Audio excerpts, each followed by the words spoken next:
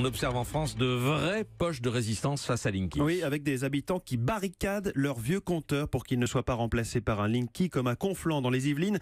Hugues Dussautois a fixé des chaînes et des barres de fer sur son compteur. Elles sont attachées derrière avec un cadenas. Il y a 2 cadenas là. Donc je pense que les installateurs n'insisteront pas, quoi. Au minimum, il faudrait appliquer le principe de précaution parce qu'on pourrait arriver à des problèmes comme l'amiante. Et sur Conflans, bon, on va dire que entre guillemets la résistance s'organise. Résistance aussi de centaines de conseils municipaux qui votent contre l'installation de Linky sur leur territoire, comme l'explique le maire de Pourrin, près d'Auxerre, Roger Prignot. Cette délibération demande à Enedis de suspendre leur remplacement de compteur sur la commune. Ils ont quand même continué. Enedis nous a emmenés au tribunal administratif.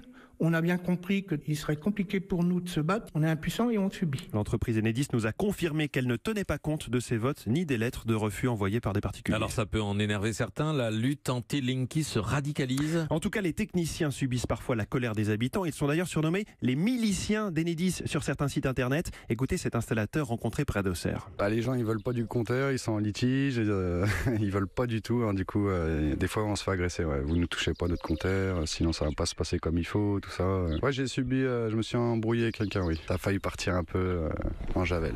C'était chaud. La lutte anti-Linky passe aussi par des vidéos qui critiquent l'inquisition. On compte par ailleurs des dizaines de pétitions et il y a la justice. 5000 plaignants et plusieurs avocats sont en train de monter des actions collectives. Comment expliquer cette opposition farouche ? Beaucoup de rumeurs sur la nocivité des ondes de ces nouveaux compteurs, rumeurs démenties par l'Agence nationale de sécurité sanitaire, des craintes aussi pour la protection des données personnelles, mais la CNIL, le gendarme de l'informatique, veille. En tout cas, Enedis elle-même ne s'attendait pas à une telle opposition en France, selon Bernard Lassus, directeur du programme Linky. Nous faisons très attention à cette radicalisation, notamment vis-à-vis de la sécurité de nos poseurs. D'ailleurs, maintenant, chaque poseur, dès qu'il voit une agressivité qui est trop importante, il ne pose pas. Et deuxièmement, on forme les poseurs à des situations de violence et agression. Pour le moment, Enedis pense tenir son calendrier de déploiement. 11 millions de Linky déjà installés, 35 millions en 2021.